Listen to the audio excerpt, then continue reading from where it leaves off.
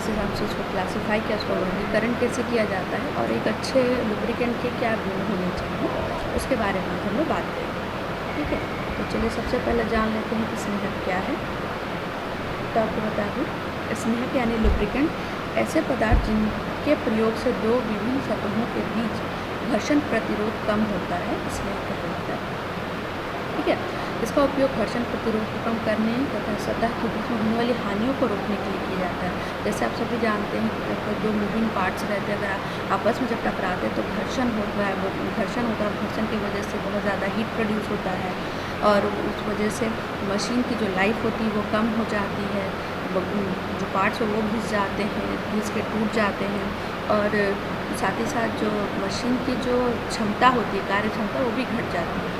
तो इन सब को कम करने के लिए, मशीनों की कार्य क्षमता बढ़ाने के लिए, घर्षण को कम करने के लिए, उसकी लाइफ को लंबी करने के लिए हम लोग स्नेहक का प्रयोग करते हैं। तो दो सतह के बीच में जब हम स्नेहक लगाते हैं तो इस तरीके से जो हमारा मूविंग पार्ट्स होता है या जो मशीनरी होती है, जो उपकरण होते हैं, वो घर्षण से उनका बचाव होता है और वो मशीन अच्छे तरीके से चलती है, ज़्यादा उसकी कार्य क्षमता बढ़ती है और साथ ही लंबे समय तक उसमें किसी भी प्रकार के क्रैक्स या घर्षण की कोई संभावना नहीं होती। ठीक है, अब आते हैं कि लुब्रिकेंट कितने प्रकार का होता है। अगर हम अवस्था के आधार पर बात करें तो लुब्रिकेंट को 3 भागों में बांटा जाता है। पहला होता है ठोस स्नेहक, जिसको कहा जाता है सॉलिड लुब्रिकेंट, और इसका सबसे महत्वपूर्ण या मुख्य आप उदाहरण बोल सकते हैं ग्रेफाइट है और मोलिब्डेनम डाइसल्फाइड। ये दोनों ही सॉलिड अवस्था में होते हैं, ठोस अवस्था में रहता है और बहुत स्मूथ, बहुत चिकने होते हैं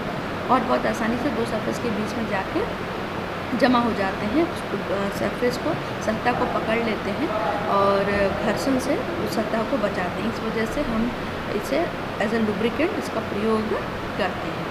दूसरा है अर्ध ठोस स्नेहक यानी सेमी सॉलिड लुब्रिकेंट, जिसमें आपको ग्रीस आता है, सोडा बेस्ड ग्रीस हो गया, कैल्शियम बेस्ड ग्रीस हो गया। तो उसका सबसे महत्वपूर्ण या बेहतरीन एग्जाम्पल आप ग्रीस बोल सकते हैं, जिसकी अवस्था न तो ठोस होती है ना ही लिक्विड, इसलिए इसको सेमी सॉलिड लुब्रिकेंट की कैटेगरी में यानी अर्ध ठोस स्नेहक के रूप में इसको विभाजित किया गया। ठीक है, वर्गीकृत किया गया। उसके बाद है आपका लिक्विड लुब्रिकेंट, तीसरा, यानी जिसकी अवस्था द्रव हो, एनिमल वेजिटेबल्स ऑयल हो गए, मिनरल्स हो गए, पेट्रोलियम ऑयल्स हो गए। तो जैसे जो मशीनें जो बहुत छोटी होती है, उपकरण बहुत छोटे होते हैं, जहाँ पर हम ये ग्रीस या ठोस लुब्रिकेंट का प्रयोग नहीं करते, जैसे आपकी घड़ियाँ हो गई, कुछ सिलाई मशीन्स हो गई, तो इन मशीन के जो को घर्षण से बचाने के लिए हम लोग ज़्यादातर लिक्विड लुब्रिकेंट का प्रयोग करते हैं। जैसे हो गया आपके गन्स हो गए, उसमें ज़्यादातर प्रयोग इसका किया जाता है।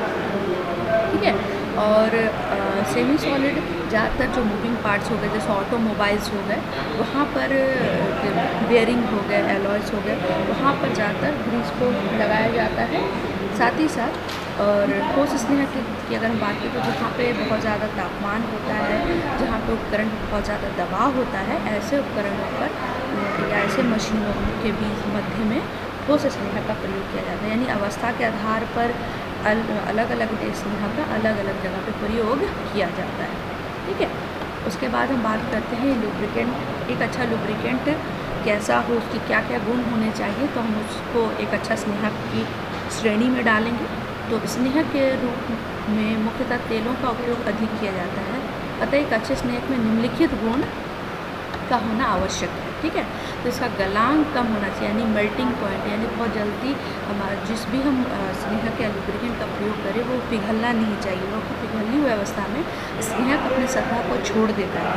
अगर वो सतह को छोड़ के हट जाएगा तो फिर जिस हम पर्पज़ के लिए हमने स्नेहक का प्रयोग किया है वो फुलफिल नहीं हो पाएगा।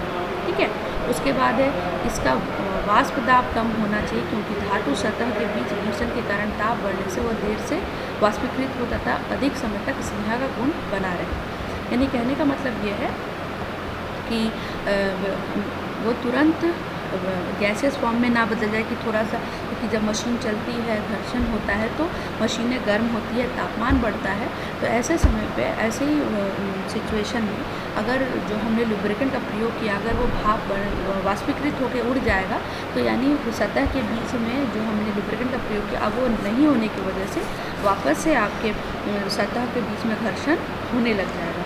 इसलिए ज़रूरी है कि ज़्यादा तापमान पे भी जो स्नेहक को स्थिर हो, उसमें किसी भी तरह का रसायन ये भौतिक परिवर्तन ना हो जिससे कि वो सतह को पकड़ के रख सके मजबूती के साथ और एक अच्छे स्नेहक का कार्य कर सके। ठीक है, एक अच्छे स्नेहक में उचित शान्यता विस्कोसिटी होनी चाहिए, ताप परिवर्तन के अनुरूप उचित शांतता होनी चाहिए। एक अच्छे स्नेहक के लिए शांतता का मान कम होना चाहिए, यानी गाढ़ापन जिसको हम लोग शांतता जिसको बोलते हैं विस्कोसिटी, जितना गाढ़ा होगा उतना अच्छे से वो सतह को पकड़ के रखेगा। गाढ़ापन बहुत मायने रखता है स्नेहक के लिए, क्योंकि गाढ़े होने की वजह से वो दो सतह के बीच में फंसा हुआ रहता है, चिपके हुआ रहता है। अगर उसकी शांतता कम होगी यानी अगर तरल ज़्यादा होगा तो सतह को पकड़ के नहीं रखेगा बल्कि उस जगह से छोड़कर हट जाएगा या गिर जाएगा। तो इस तरीके से हमारे लुब्रिकेशन करने की यानी स्नेहन करने की का कोई मतलब नहीं रह जाता। इसलिए ज़रूरी है कि स्नेहक गाढ़ा हो, ठीक है, उसकी विस्कोसिटी ज़्यादा होनी चाहिए। स्नेहक में अम्लीयता नहीं होनी चाहिए, क्योंकि अम्लीयता के कारण धातु सतह में संचारित प्रारंभ हो सकता है। यानी अगर हम रासायनिक गुण की बात करें तो लुब्रिकेंट में एसिडिक प्रॉपर्टी नहीं होनी चाहिए, क्योंकि जितने भी उपकरण होते हैं जहाँ पर हम स्नेहक का प्रयोग करते हैं ज़्यादातर स्नेहक धातु के बने होते हैं और धातु में भी ज़्यादातर लोहे का प्रयोग किया जाता है। और ये लोहा एक ऐसा धातु है जो बहुत आसानी से संचारित होता है। तो ये ज़रूरी है कि हम ऐसे स्नेह का प्रयोग करें जो रासायनिक तौर पे अम्लीय नहीं होना चाहिए, क्योंकि अगर ऐसा होगा तो धातु के साथ केमिकल रिएक्शन करके उसकी जो रासायनिक गुण है उसको नुकसान पहुंचाएगा और इस तरीके से हमारा उपकरण खराब हो जाएगा।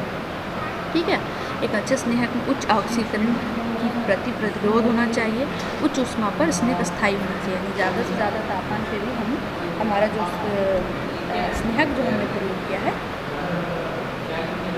वो स्टेबल होना चाहिए, यानी वो सरफेस को पकड़ के रख सके ताकि स्नेहक का जो काम है घर्षण से रोकने का वो आसानी से हो जाए। ठीक है, इसलिए ज़रूरी है कि अच्छा स्नेहक उच्च तापमान पे उच्च दबाव पे भी अपनी स्थिरता को ना खोए बल्कि सतह के बीच में बना रहे।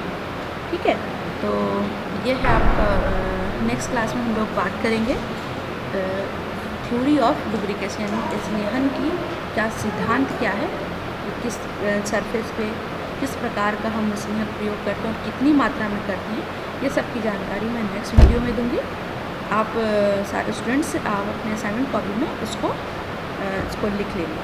Thank you.